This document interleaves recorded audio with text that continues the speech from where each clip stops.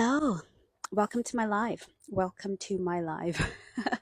We're doing a Q&A today. We're doing a Q&A today, but I am going to talk really briefly while I wait for everybody to join because I know it's annoying to wait for everybody to join. So I am going to do a quick chit chat, but it is a Q&A. How are we doing? I hope you're good. I hope you're good. Welcome to all of our new Black Swans. You are loved, loved, loved all the way, all the way, all the way loved. Hello, darlings. Hello, hello, hello, darlings. Hello, hello, hello. All right. So I am taking some questions and answers because last time I was live, you ladies had so many questions and gentlemen too, and I wasn't able to get to you. Let me know if you can hear me. Hey, honey bunny. Let me know if you can hear me. I'm assuming you can. I have, once again, a lower battery, so it kind of keeps me regulated because I can stay here for 2 hours. All right, so we're doing questions and answers, but I want to talk about something real quick. Do men really, really care if you're natural or not? Do they really care? Do they care? Do they care that you wear wigs, weaves, extensions, makeup, lashes? Do they really care? Do they? Do they? Okay, let's explore that for a little bit. Thank you, my darling. Truth of the matter is, the majority, great, thank you, J. Marie. Uh, the majority of men actually don't care. There is a new wave of men, and I'm going to call them feminine men. But it's also part of the battle of the sexes. It's all part of let's tear them down, let's break them down, so that we can reach them. You know, they're types of men. So we're going to talk about the different types of men in the world. Okay, you've got your high value masculine men. You got your low value feminine men. You got your low value masculine men, and you have, you know, your wealthy feminine men. Okay. When I talk about high value here at the Black Swan Relationship Academy, we're really talking about the quality of a man's being. We're talking about his ability to show up, to be masculine, to care, to cherish, to love a woman. We're not talking about the amount of money he has in his bank account, but we are saying that he is not a bum. Okay, he's not a bum. He has a job, he has a disposable income, and he's capable of actually taking responsibility for a family. Okay, so when I talk about high value, I'm not interested in money. Money is the least thing that I'm interested in here at the Black Swan Relationship Academy because we don't deal with bums and we don't deal with men that don't have a purpose or an assignment. Okay, so let's just be very clear that I know there is a definition of high value out there, but that's not what we're talking about here. Okay.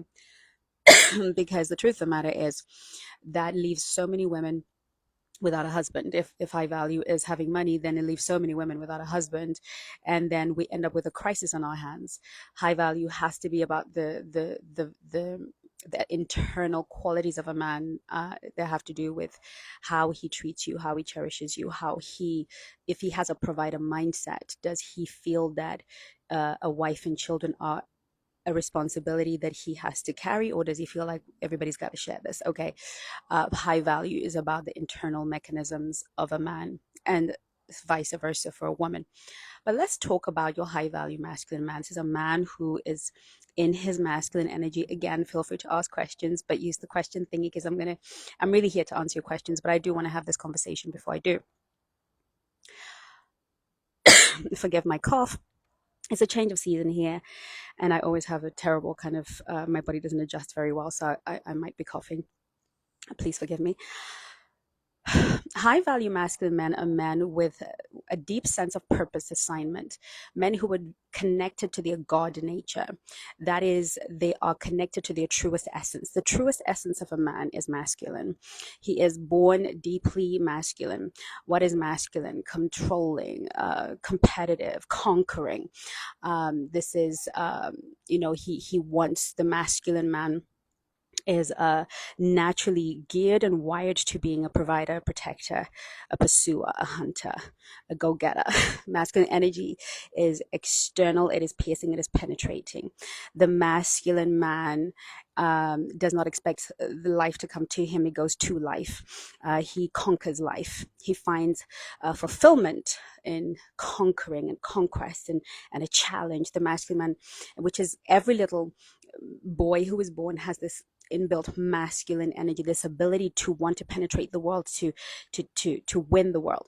And masculine men get what they want by going for it, okay? And feminine women get what they want by attracting it, okay? By being available to it, by attracting it, okay? So, we know that a masculine man, therefore, is somebody who's very focused, and he tends to be focused on gathering resources. Why? Because if he can gather resources, he can provide. And if he can provide, he can create safety and security for his feminine. And because the feminine is wired to feel safe and secure with a man that can provide for her and her offspring, right? So the man that is able to provide the best, the most protection, love, care, nurture, everything that a woman needs to be whole, not just money, but all the wonderful things make her feel special, beautiful, like the only woman in the world. All of these things that men are capable of providing when they're in their masculine energy, their loving energy, because the masculine operates from the principle of love, okay? So when you're hearing men being catty with you and being evil and talk about these other things, they're not actually masculine energy, right? Masculine energy operates on the foundation of the principle of love, right? So when a man is in his masculine energy, he has this ability to make sure that everything is secure, safe, protected, covered, taken care of, flourishing, okay? That guy understands that the top tier women, that high value feminine women, top tier, top of the line women, um, are going to be receptive and available to a man who is able to do these things. Okay. Therefore, he isn't sitting on social media obsessing over whether Chengi's got a filter, whether she's got a wig, a weave, makeup on her face. He really honestly doesn't have time. Okay. He's not. He doesn't sit in his house and think, these women are wearing wigs. We prefer them natural, because we don't. I mean, honestly, masculine energy men in their essence, in their loving essence, in their truest essence, don't care how you get to pretty. Okay, they actually don't care how you get to pretty. They don't care if it's your hair. They don't care if it's your nails. They don't care if it's false light. They don't really care. What they care about is that you look good and you look classy. For instance, and these are my nails. I've had them done. They're acrylics. I never wear them long. If you have class, then everything is always within moderation.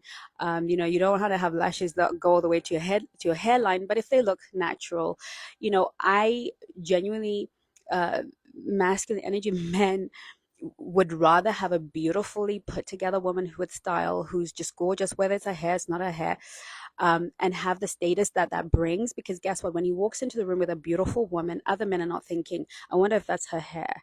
I wonder if her face, her lips naturally grow red.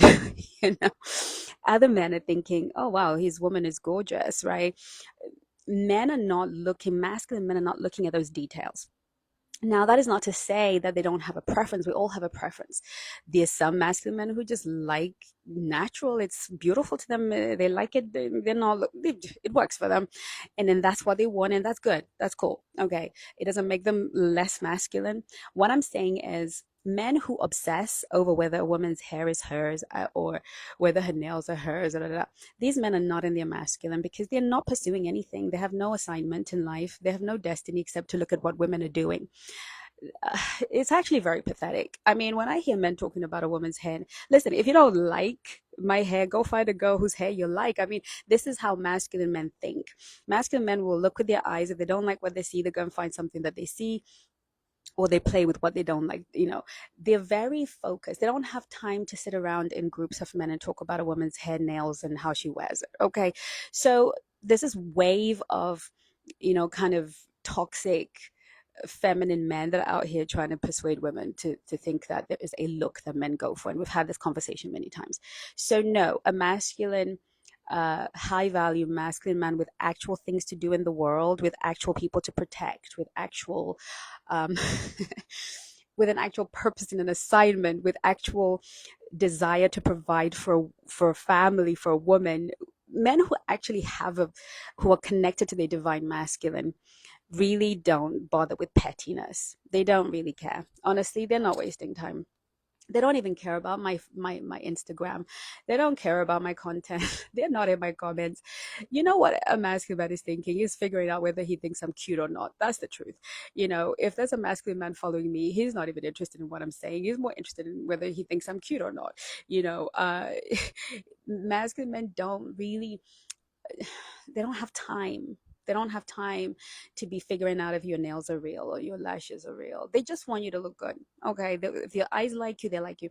Masculine men don't have time to decide whether they like BBLs or not. If they see you and you've got it done properly and it doesn't look like a weird, freaky, masculine men don't care if you've had plastic surgery. Masculine men don't care if you were born with that nose or not. They don't care. That's just the honest truth.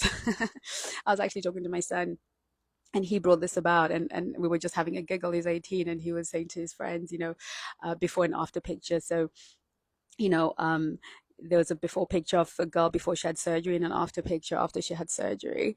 And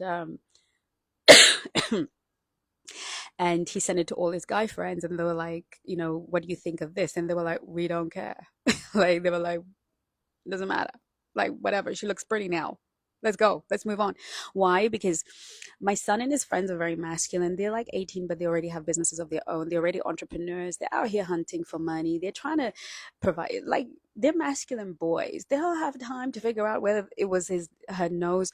He was like, Mom, point blank, period. As long as she looks good, we really don't care. Like, as men, we don't care. And I know this because I talk to a lot of men. My friends are masculine. The people around me are masculine. The men I associate with and spend time with and actually enjoy their company are all masculine. And honestly, they don't care. They're not sitting there thinking, I wonder if it's her hair. Okay, this is feminine energy bitchiness. Okay, so when you get men who are like, oh, look at you and your wig, or look at you and your makeup, look at you and the filters, we're dealing with other women, right? We're dealing with witches with a capital B. Okay.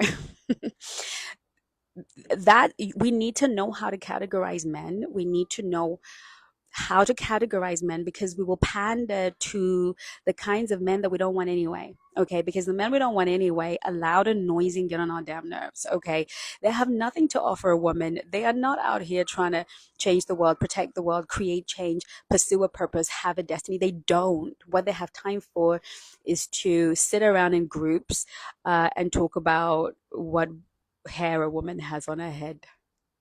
Like, honestly, like, you were given dominion. God gave man dominion. He gave him, this assignment, have dominion, multiply, increase, have dominion, right? This is the divine mandate of the masculine. And then he's given this helpmeet to support him in that mandate. And both of them now share in that mandate. And that's the real masculine man. And then imagine Adam going, but I don't like Eve's hair. I mean, it's beyond ridiculous, right? Like, imagine Adam think, okay, I'm supposed to have dominion and I'm supposed to multiply and increase, but I have a problem with her hair, and I have a problem with the fact that her bottom, she bought her bottom. Now, you know, I would buy my boobs. I don't like the size of my boobs. I'll buy them, but I just don't like surgery and all these things. Otherwise I'll probably do it. But I don't really think a man with a divine mandate is thinking, yeah, but her boobs are not real. Okay. Now, just to bring balance to this conversation, um, I do think that there is validity in some of how some of us do this thing. Some of us don't necessarily adorn ourselves. We don't wear wigs or weaves or nails to adorn ourselves, to enhance ourselves. Some of us really hate ourselves. Some of us don't love ourselves. Some of us really have a bad relationship with ourselves, and we're using makeup, hair as a mask, as a shield. And so we do too much. I saw this girl with lashes. Her lashes at the bottom were up to here and her top were up to there. And I mean, that for me is where we're going towards self-hate. Okay. The truth about life is nobody likes anyone that is out of balance. Okay. Nobody wants extremes. Women don't want extremes. You know, like those guys that go to the gym and they're beefcakes and they're like so big and ripped and they just so big and they're so big and it just looks unnatural. You know, it's like, yo, okay. We like a good fit man who goes to gym, you know, who takes care of himself. That's sexy. If, you know, yeah, it's sexy, but then there are levels where we start to think, sir, this is now a mental health problem. Okay. So, in the same way, you know, everything, beauty belongs in the place of balance. Attraction lives in the realm of balance. Okay. Attraction evolves in the realm of balance. You know, a woman is created in her femininity to adorn herself. And how you choose to adorn yourself is really a signal to the man that you want to attract into your life and a signal to the world about who you are, what you stand for, what you represent. You know, I'll tell you a story. I think I've got a question, so I'm excited. I hope I have more questions. Just keep ask questions because we're here for a question and answer. But I'm going to tell you a story. You know, when I was in my 20s, probably 25, I, you know, lost my job and I felt, you know, my pastor said to me, why don't you come and join the church and work with us? I was like, hell no. You know, I've always been this girl. I've always been the wig wearing, weave wearing, makeup wearing girl. And I was in the beauty industry for 20 years of my career. That is what I did. I was a makeup artist, you know, in retail at the highest high end of retail and in London.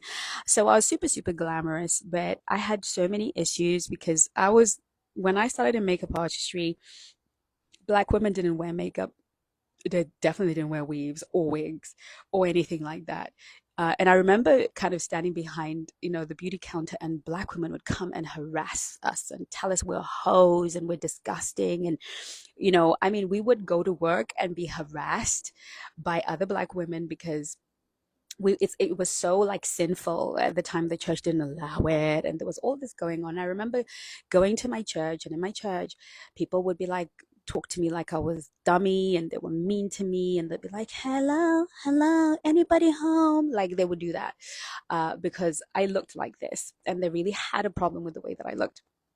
So after many years of feeling rejected in that community, I decided, fine, I'm gonna, you know, I'm now full time in ministry. I'm here helping in the church, you know, doing all of these things full time.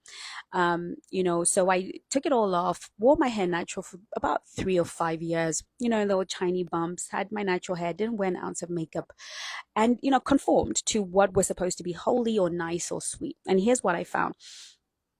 I found that nobody who hated me decided to love me as a result. Nobody said, oh, yeah, she's taken her wigs and weaves and makeup off, so now I'm going to love her. They were still mean. They still found a reason not to like me. They still found a reason to hate me. They still found a reason to belittle me. And, you know, and those that loved me with my hair the way it was before, they didn't even notice that I changed. They didn't even notice. They just thought I was trying something new because I'm always trying something new. I always have red hair, or, you know, I'm that kind of girl. I'm always changing my style. They just thought I was changing my style, and they didn't love me any less. They didn't love me any more. And what I learned from that 3 year experience was that you must never change for people. They are men that love natural women. Be that girl. If you are that girl, if you were born that girl, if you don't like makeup, you don't like hair, that is not you. There's a man out there for you. Okay. If you are like me and you like to adorn yourself, there is a man out there for you. But never make the mistake of conforming. Never make the mistake of thinking, maybe I need to be this girl to get that guy. Always be the most authentic version of yourself. Always, because trust me, if you're a good human, this is something that my son said to me. He said, if you're a good human, he said, Mom, we just care about who she is on the inside, right? If she looks good and she's a good human and she's kind and she's thoughtful and she's feminine and she's sweet, that's all we care about. And that is true. Men really care about, high quality men really care about you as a human, which is why here at the Black Swan Relationship Academy, I spend so much time teaching you how to be internally attractive, how to speak, how to move, how to everything I do here. I would say 90% of what I do at the Relationship Academy is teaching you the internal stuff that makes you attractive. Because if you can show up that way, whether you are a natural beauty or an adorning beauty, and you like to, go all the way, you're gonna be fine. Okay, so don't get caught up in the noise. Let's keep the thing. Okay, so who's got the first question? I am here for the questions. Nobody's asking me any questions. What's up with you, darlings? When I'm ready to leave, in come all the questions. There's somebody here. I wonder if they seriously want to join. Let's see.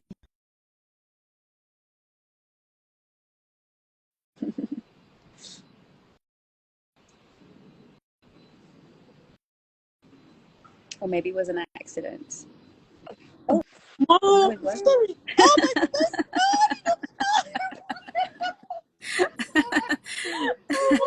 I love to go live. Hello, hello. Somebody was not ready. Somebody was not ready. Okay, maybe she'll get herself ready. That seems nightmare. I think somebody was just resting in their bed and they somehow hit the video and I accepted it and there they are. Who would, okay, I think she got nervous, bless her. I was looking forward to having a wonderful conversation. Okay.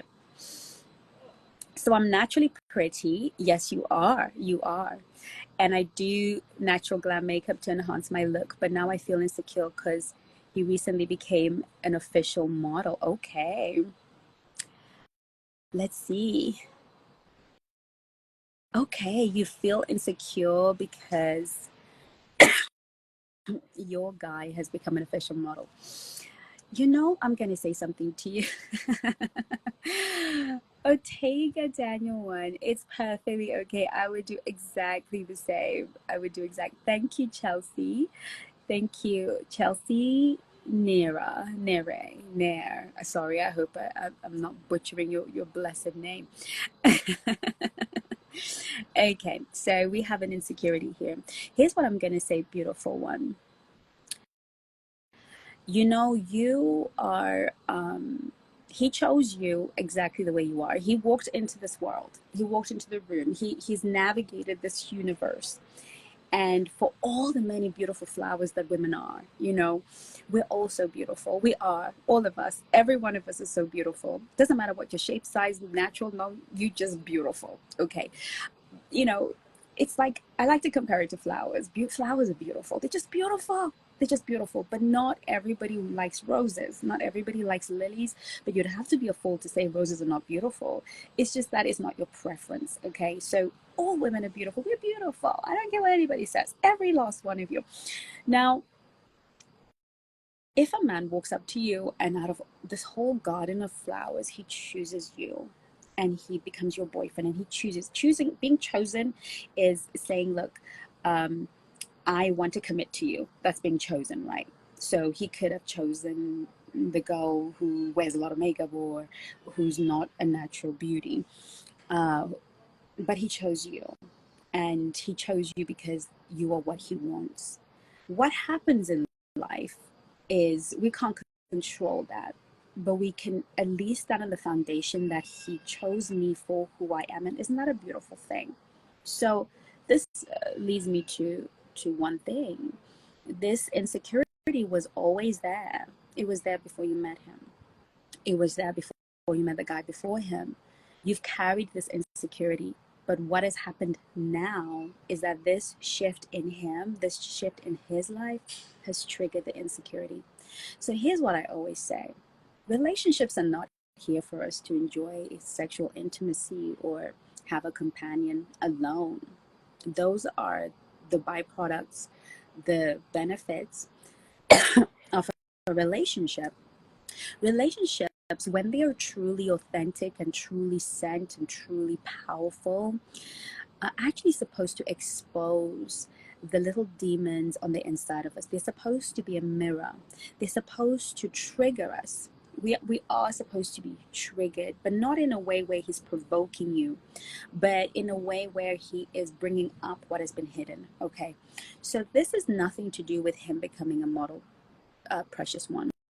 This is not about him, oh, now he's a model. This is about how long have I felt this way about myself, and what tools and what adaptations and what coping mechanism have I been using to hide the way that I feel about myself. Because when we look in the mirror of our relationship, because relationships are this mirror and this teacher, okay, and I teach that in the Breakup Clinic, by the way. It's a really good course for every woman to do. Don't do it when you've broken up, do it before you're broken. Just do it. It's a mandatory course. Breakup Clinic. And I believe you can get 40% off. Black 40 is the code. Black 40 is the code to get courses. Now, you know, we're sitting here with this stuff, and this relationship comes, and it's this mirror, and it's this teacher. And what we do is, instead of showing up for class, looking in the mirror and saying, okay, so that's that piece of me that God and or the universe, depending on your belief system, is ready for me to heal now. That's that part of me that is presenting itself saying, I am ready to heal, I'm ready to be better. And we can show up and look in the mirror and say, okay, now the mirror is showing me that there's something I need to fix, and my teacher is here. My teacher is this man. He's here to teach me to love myself regardless of what happens in the world, and to choose myself, because he chose you, but you haven't chosen you. Okay. And when we approach relationships from that perspective, even when the relationship ends, because every relationship will end in death and separation, in breakups, in divorce, relationships are actually designed by nature to end. That God created relationships to end, and the only eternal relationship would be the one we have with him. Okay, so therefore, if we don't take advantage of the gift of relationships, which is our ability to grow and become better and to heal and to one day truly look like God, which is the aim of life, is to this physical reality is to take a journey that will make us look like God, be like God, okay, in our essence, in our being. When we don't choose to take the path, then we enter a place called suffering. Okay, we enter the place called suffering. The thing you're experiencing right now is called pain. Pain is a beautiful mirror. It shows us where something is where something is hurting, right? Where we need to attend to. Pain is our friend. But when we refuse to face it, and what does refusing to face it look like? Refusing to face it looks a little bit like he has moved on. He's now a model. I'm going to focus on him. I'm going to focus on what he's doing, who he's talking to, who he's flirting with, whether he will leave me or not, right? That's I don't want to deal with my pain. But if we say, this is being revealed to me and through me, not only do we heal ourselves, but we give this beautiful connection and ability to become closer, more intimate, to grow. Okay, so that is the mindset that you need to have. And I would recommend the Breakup Clinic for you. I would also recommend Emotional Mastery Masterclass, because this is usually where women sabotage themselves. Okay, until a man says, I don't want to be with you, after he has chosen you, you're still in the running. But you don't stay, a feminine woman doesn't stay in a man's life because she attends to him. She stays and continues to be chosen by him when she attends to herself, learns to self-regulate, and show herself some real and true love. And she becomes so much more valuable and precious to a high value man. I hope that helps.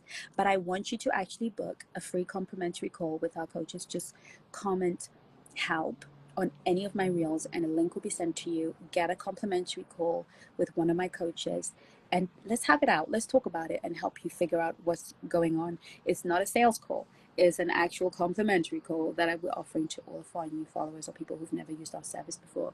And we're going to leave you with something that you can walk away with and take away with you. And maybe you can give the coach a bit more of that private one-to-one stuff. I hope that helped, my darling. Let's move on. Let's see what else we have. What are the ways of working on self-love? Yeah, so self-love is a continuation of the conversation that I've been having with this young lady. Self-love is not about, I'm going to journal, I'm going to, do these things. These are good rituals and good practices. Self-love is doing the hard stuff. Self-love is facing the painful stuff. You see, sometimes we think that if we don't face the painful, that if we don't face the hard, that if we don't deny ourselves, we're not showing ourselves love.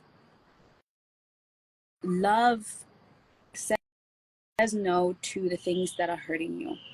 Okay, self-love is prioritizing your mental and emotional health over maybe even a habit or an addiction. And for me, as I've always defined it, which is why I guess my message isn't popular, is self-love is really being willing to walk into pain so that you can heal, feel into pain, accept discomfort so that we can become better. Because when I love Chengi, when I really love her, I don't want her to suffer. And so for me to avoid suffering, I must be willing and prepared for her to go through pain. So I decided later in life that I love my body. It took me a long time, 47 years, for me to decide that I actually loved my body the way it was. Okay. Took me a while. Okay. And what that looked like for me wasn't being slimmer. It wasn't being anything that it was not. My God-shaped body is the one that I've chosen to love at whatever size or shape that it is. But self-love for me shows up in waking up and going to the gym 3 to 4 times a week when I don't feel like it, when I don't want to, because I love me. I love myself to want health and well-being for myself. Self-love is choosing to have a salad more often, eating healthy 80% of the time, because I love myself. I want myself to be healthy and well.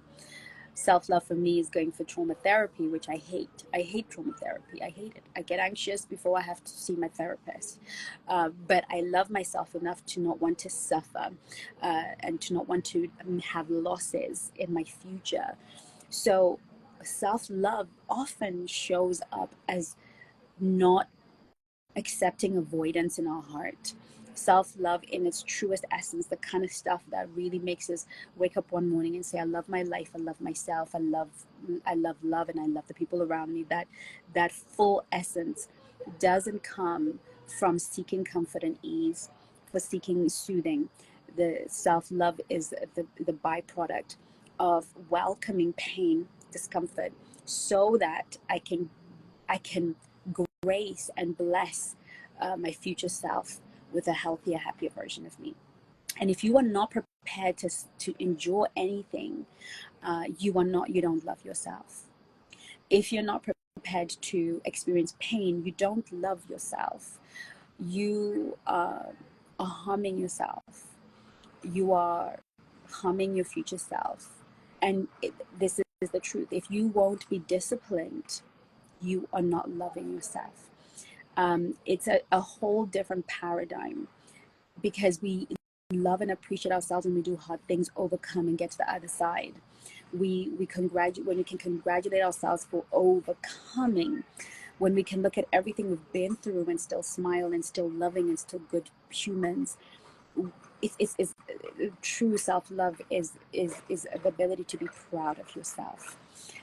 So, every one of us are faced with pain and challenges. The more you run away from that pain, the more you run away from that difficult decision, the more you run away from letting go of some people, some things, some behaviors, some habits, some ways of thinking, some attitudes. The more you run away from it, you are showing yourself that you don't love yourself. But the more you lean into the pain, the more you lean into the discomfort, the awkwardness, and the stuff that comes in life, the more you love yourself. You're choosing yourself over and above. And I know it's a weird way of looking at things, but that is the truest way to develop self-love. Anything else is not lasting. I hope that answers your question. Totally agree. I'm a long hair, relaxed, going natural, expected different responses, totally different hair, same love, same hate. Absolutely. Absolutely. I'm a chameleon. I've changed my style over the years, and those that love me, and those that hate me. And my hair has never been a reason for anybody to love me. My makeup has never been a reason for anyone to love me. People who love me because of me, because I have a radiance and I have a love and I have a warmth and I'm kind and I'm warm. I'm a lion, I'm a tiger, and I can be a bitch. I'm gonna own that. But you won't see that. You're not going to see that arbitrarily. You will have to awaken that in me. But you either love me or hate me in the way that I wear my hair or not. And quite frankly, do I want to change myself for a man? No, because then I will have to stay changed into a person I am not to keep that man. I want a man who chooses me as I am, right? And my person just has to realize that Chengi is a chameleon. She's going to be changing. She's going to be changing her look every 2 minutes. Okay, let's Chelsea, I see you, but I want to just get to the other questions. I think they were a little bit before you, so let's see what do we have here.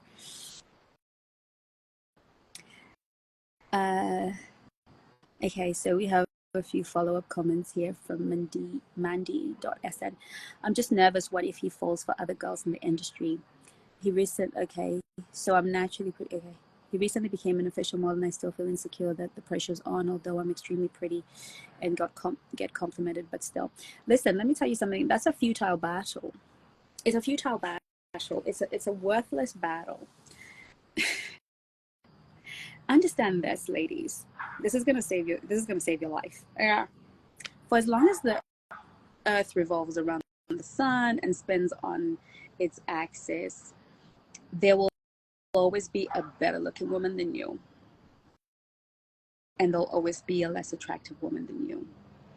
If you if you think, right, I'm going to keep a man's heart and a man's interest by being the most beautiful girl in every room all the time, you are delusional. Not only are you delusional, but you are setting yourself up for mental health problems. That's a that's a battle you will never win. As Miss World, Miss Universe has a room she walks in and she's the dog's dinner. I don't care who you are. I don't care how beautiful you are. I don't care if God made you specially for the eyes of men, right? There is a room you will walk into where you're the old gal, where you are the fat gal, the skinny girl. There is a room at some point you're going to walk into where you're not going to be the most beautiful woman in the room. However, if you and your worth comes from who you are and your radiant light, if you truly know your divine nature and you truly sit in your feminine energy and you really love yourself, you will always be amongst the most radiant women in the room. I don't have to be the prettiest woman in the room. I don't have to be the smartest woman in the room. I don't have to be the youngest woman in the room. I don't even have to be the skinniest woman. I don't have to be the anything-est woman in the room. But I will tell you this for a fact. I will always be very radiant in any room, because what I bring into the room is not the way that I look. Now, the way I look, that's me. I am a glamour puss. Always have been since I was a little girl. I was that girl who was always my mama's makeup. Okay. And my mom is the most glamorous woman I know. My sisters are beautiful and glamorous. I come from a family of women that are just into adornment and glamour and beauty, right? So for me, this is a standard issue. I've went to the shops. This is me going off to the shops to buy coffee. That's me. This is how I look every day. This is my husband has to get used to this, right? For me, it's not effort. But at the end of that's why I can walk into a room, and when I walk into a room, you are going to be greeted with the most warmth. When I walk into the room, I bring light, I bring love, I bring joy, I bring my essence. Now, that has a code. code. That has its own DNA. It has its own unique footprint and its own thumbprint. And that energy that is uniquely me, my energy signature can never be replicated. So you can never be more Chengi than me, right? You can never outdo me at being me. If you want to captivate a man permanently in your life, he has to feel that coming from your energy. He's got to feel that you are you love you are radiant, you're beautiful, you're warm, you're kind, you're effervescent. And even though his eyes will always see a better looking woman, because men are visual, and he could love the hell out of you but be imagining himself doing the nasty with a girl who's sitting on the other side of the restaurant because she looks different, you know. Uh, I know it upsets us as women, but it's just how it is. It doesn't mean that he's going to act on it or disrespect you, but please be clear that, you could be the one woman who has his complete total love devotion, like everything that he is, but his eyes are not going to become blind. So what are you going to do? Go beat down every girl? How many surgeries are you going to have? Who are you actually going to be competing with? These other women. You can't compete. You can't compete. But what you can do is be the most beautiful version of yourself. End of story. If you try that other story of trying to compete with other women, you are so screwed. So screwed. And this really speaks to your low self-esteem, right? So, right, Chelsea, your turn. I am so sorry. In New York City, men are so feminine energy. I've had guys, I've gone on dates with say they think they have the advantage in dating here because they have their because they have their choice, and dating pools are small for women. So my question is, how do you stay the course and remain feminine and look for masculine men when so many feminine men seem to be running around? I'm laughing because I was actually planning on doing uh, I was actually planning on doing this live on this very topic, but I didn't want to fight with anybody today. So I'm laughing because I'm like, oh God, you're so funny. You're so funny. Listen, let me just give you some encouragement. Real Dope Daddy says we need 1 million followers. We gotta get you there. Thank you. I appreciate you. Okay, let me answer that question for you, darlings. I am 47, believe it or not, proudly 47. My niece was saying to me, Auntie, why do you keep telling everybody your age? Because I feel so privileged to have lived this long. I feel so privileged. I promise you I am going to answer your question. I look 31. Thank you so much. I appreciate you. Okay, so let's talk about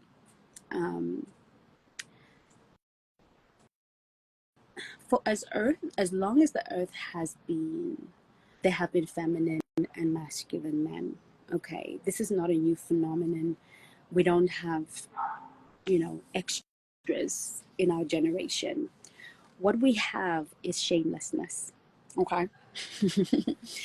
There was a time when a man was feminine, he would be ashamed of himself. There was a time when a man, was feminine, other men would kind of look at him some kind of way. There was a time when you were ashamed to be feminine, and in the same way as you were ashamed to be a masculine woman, and it wasn't something that men wanted to be. It was something that they found themselves as because of their trauma and all these things. And femininity in men is not, they haven't chosen. There isn't a man who's feminine and chosen to be feminine. Femininity in men is the same as masculinity in women. And when we're talking about that, we're talking about the disproportionate leaning into is really grounded and rooted in trauma. Okay. It's people are not choosing to be feminine men or masculine women it's a maladaptation. It's adapting. It was how a man had to adapt. Is the way he had to soothe himself. So what we're seeing really from a compassionate perspective is brokenness in men, okay, and vice versa, brokenness in women. Now,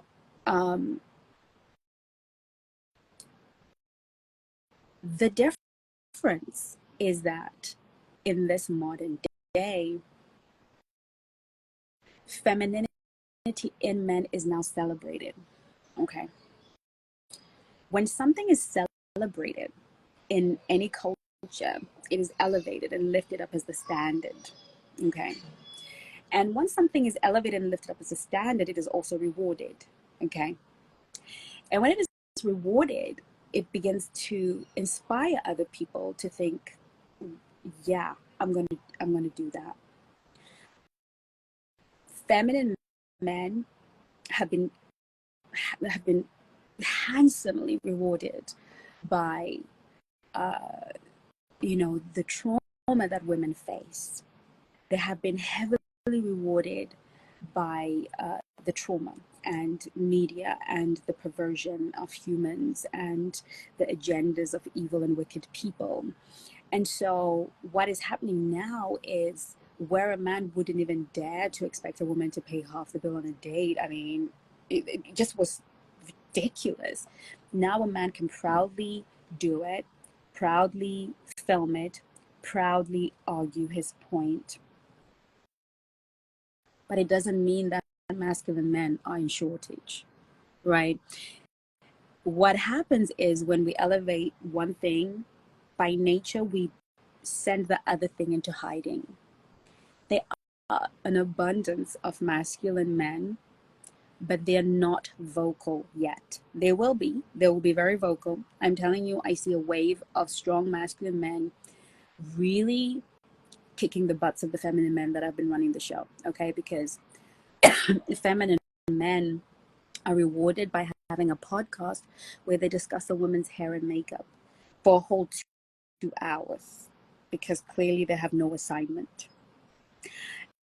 And they make millions for sitting there talking about women and their makeup and these women and, but masculine men, they're out here changing the world. They're making money. They're changing the world. They're doing amazing things. They don't have time to have podcasts to talk about women. And if masculine men have podcasts, they're like the diary of a CEO. They're busy talking about intelligent things, changing the world, right?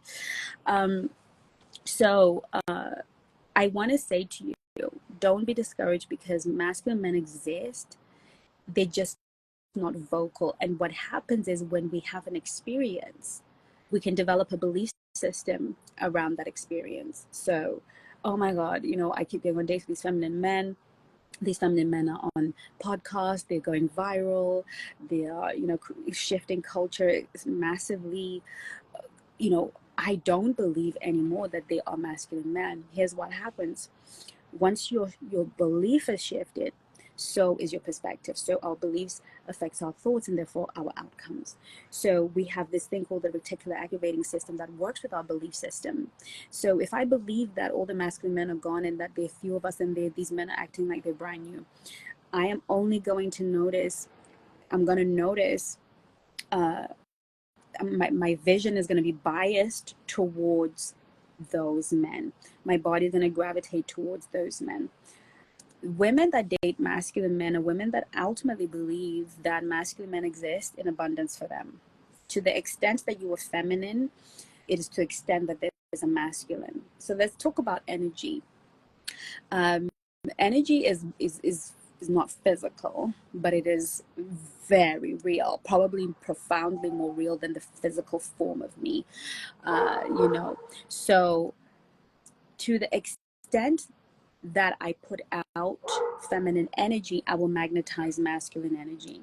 To the extent that I put out masculine energy, I'll magnetize feminine energy. But Chengi, I'm not masculine.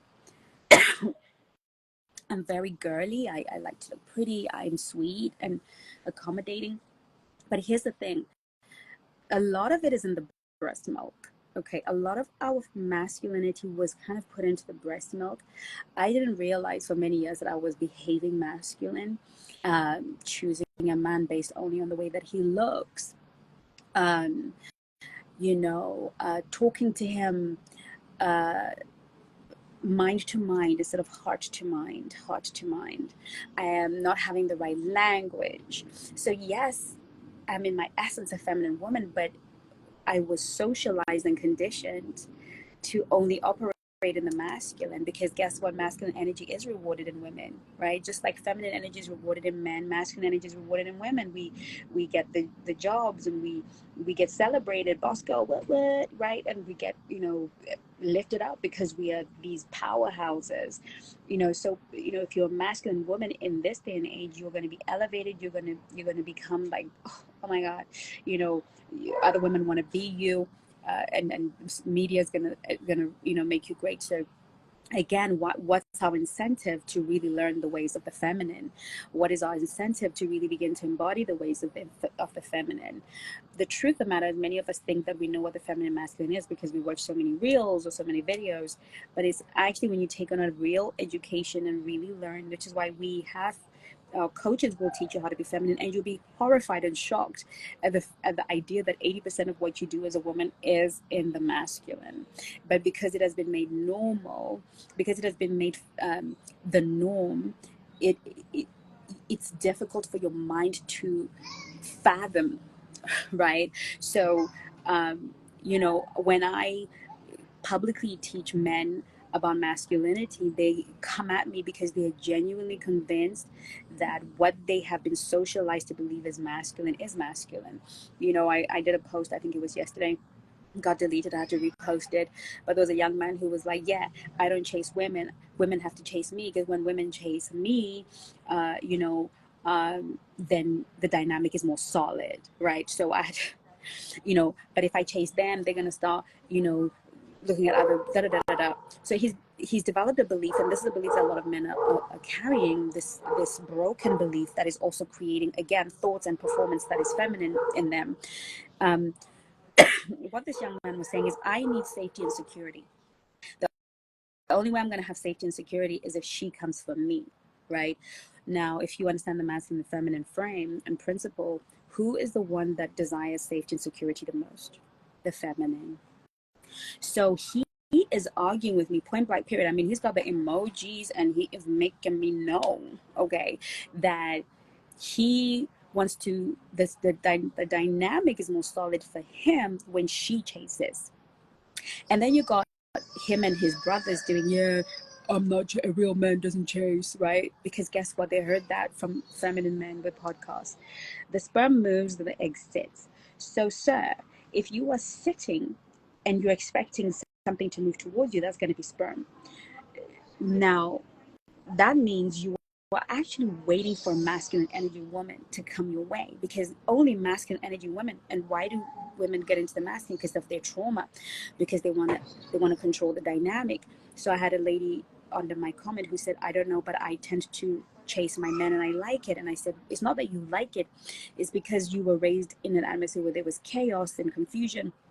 And so for you need to control every dynamic. If you're chasing him, you're controlling the dynamic. If you're calling him and you're not waiting in a vulnerable position for him to come, because you see, the masculine, we go into our masculine when we don't want to be vulnerable, because waiting for a man to call, waiting for a man to approach, waiting feels so vulnerable. Because what if he doesn't?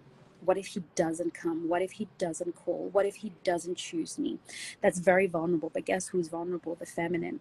So when a man is waiting for a woman to chase him, guess what he's doing? He's waiting for her to call. He's vulnerable, waiting for her to choose him, waiting for her. Okay, so he's in his feminine. But these men will argue with me till the cows come home that is in fact the masculine way. So Houston, we have a problem. Okay, so but these men who are in my comments causing chaos, okay, they are not our husbands. These are the men who will die alone for sure. These are the men who will trick someone's daughter to marry them, then they will abuse them. These are broken men that in times of old would have probably been in war, and you know, they would have sacrificed their life for country, for God and for country. Okay. These are not husbands. Okay. So while we're dating, the first thing I want you to do is get some coaching, get some training. Let's really assess, get on that complimentary call. Where am I not operating from my feminine? Where am I not choosing from my feminine? Where am I not communicating from my feminine? And how am I navigating dating? Because a feminine woman navigates dating with her body, a masculine woman navigates it with her mind. We it's now something that we have to unlearn to learn. Okay, so there's a lot of unlearning. If you can enter the world in your feminine body, you'll be surprised how many masculine men are in the world. You will be surprised. In fact, you'll be surprised that your only experience of men will just be masculine. Okay. You will just attract men that want to provide, protect, and cherish, who see having you in their lives, just your presence alone is enough. Because a masculine man, truly just the presence of a feminine woman is enough for him. He doesn't want her paying for things and buying him things. Honestly, he's not, those things don't turn him on. He's turned on by her being and by her presence. So usually, you know, that's what we're not bringing to the table, but we think we're bringing it, right?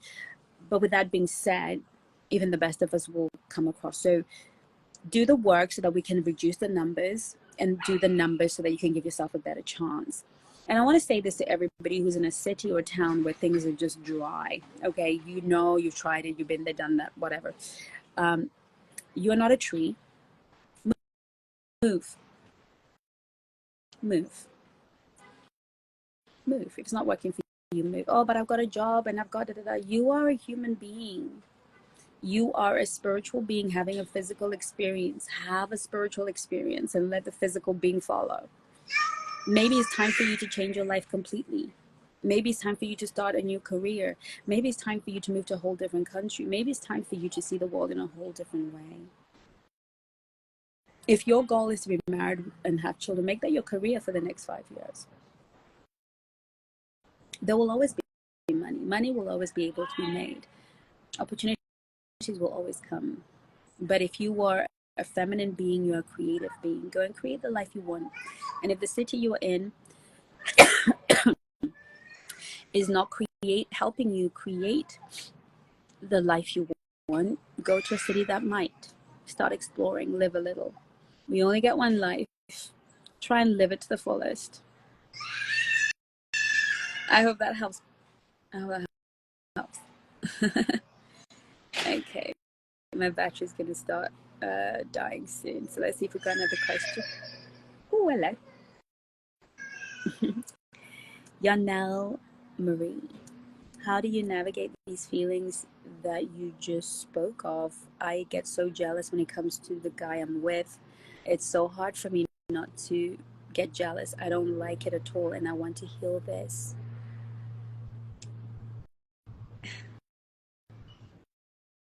Okay, I love this question.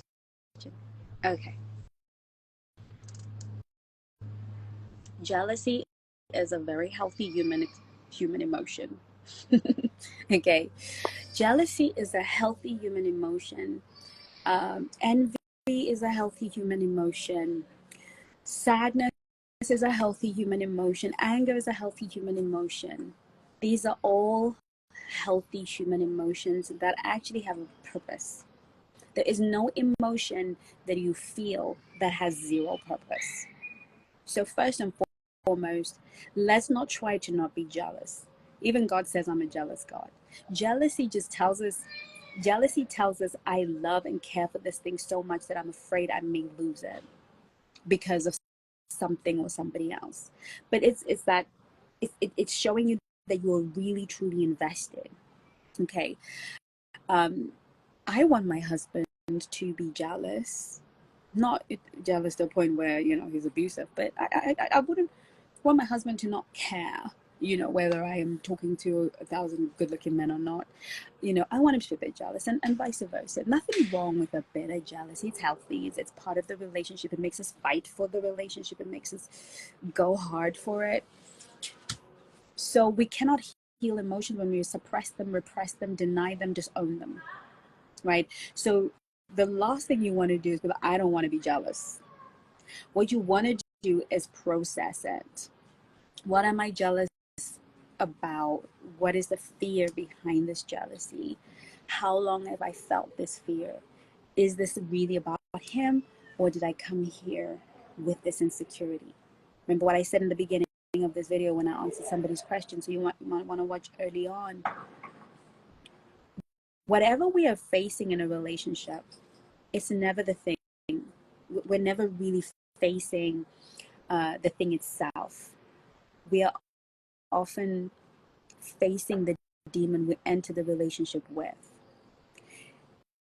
Making it about that the other person is just so much more convenient. But if you want to truly understand what's going on with you, understand that you came in with this was your baggage, right? So if you find that you're in relationships and you get jealous and you can't help it, this has nothing to do with him. It's nothing to do with the people around him. It has everything to do with parts of you that you haven't healed, addressed, parts of you that you cannot see, and most importantly, that you can't see yourself. I was saying to my coaches the other day that the reason why so many of us have the reason some of us really struggle with relationships, jealousy is part of that, is because often as women we see the man. As a man, I see the woman. I see how beautiful she is. I see how handsome, how accomplished, how amazing he is. So much so that I don't see myself. I allow I'm so clear on that person's value to me, but I don't see myself in that. When I see myself as a man, I'm just broke. I got no money.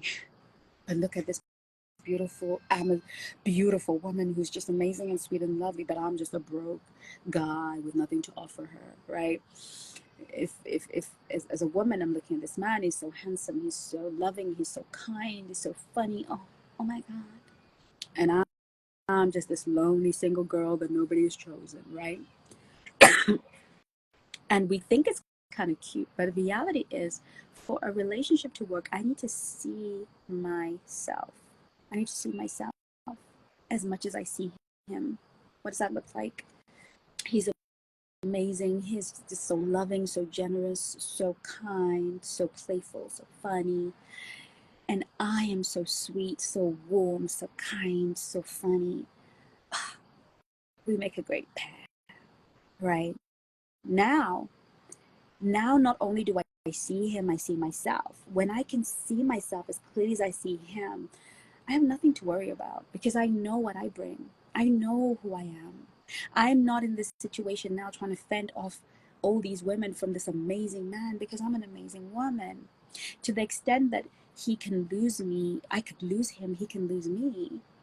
To the extent that she can lose me, I can, I can lose her, she can lose me, and she'd be losing the best thing that ever happened to her. He'd be losing the best thing that ever happened to him. And it's about a lot of us, and I've been doing this work for many years and helping women, thousands of women, thousands, countless, and it's always the same thing.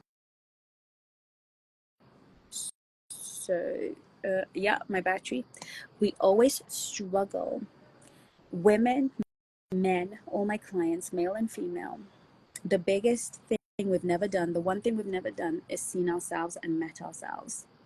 If you could meet yourself, if you would really truly meet yourself, not the self that you judge, not the self that you harm, not the self that you wound, not the self you're always condemning, but the true essence of you. If you were to meet yourself, you would deal with this jealousy problem once and for all. When you meet with yourself, you will see that your essence is beautiful. You will see that you have so much that you bring to this world. You will think to yourself, why wouldn't any man want me? I don't navigate the world thinking, oh, he doesn't want me because I am not good enough. I navigate the world with a mindset, why wouldn't any man want me? I'm wantable. I'm amazing, you know. But if he doesn't want me, that's to do with him. That's to do with his preferences, his desires, his longing, his goals. And he had them before he met me, and he's entitled to them. So if he doesn't want to be with me, that's got nothing to do with my value, right? And that's how you have to think. And it's a learned, you have to learn to think that way. You have to teach yourself to think that way.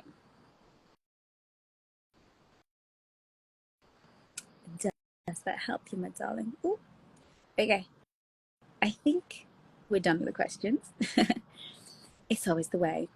The day that I'm like, right, I'm gonna come and answer questions, nobody's asking them. The moment I've got something I want to record, everybody's asking questions. Sod's law, huh?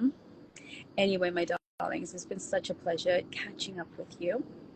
Always a pleasure spending time with you, my darlings. It is Black 40, a Black 40, which will give you 40% off the digital products and courses. And thank you, Coach Nadine, for putting the link. You can consultation. Just come and help on any of my reels, and the link will be sent to you and book your free consultation. I had a lady who was really upset with me. She was like, stop selling people things. Why can't you help me for free? And she was really mad. She felt like that I should be helping every single person for free because I help my friends and my sisters for free. I mean, the rationale was really ridiculous, uh, but I understand. I understand where she emotionally was coming from. Sometimes it's so hard to get the help that we need, and when we do reach out for the help, it's so expensive. Now, Black Swan Relationship Academy is a business, but I wanted to make sure that for anyone who was willing to sit down with a coach for free, at least once in their lifetime, they could get that. So take advantage. I don't know how long I'll be able to do that because we are inundated right now. It's actually really a lot. But take advantage. Go and book your complimentary call. Come and help. Get on that call. Book it. Show up for it. Change your life. Absolutely change your life. Okay, okay. I keep saying I'm going to say goodbye, but I love you to bits and pieces. Take care of you. And of course, I'm going to say this. Bye bye now.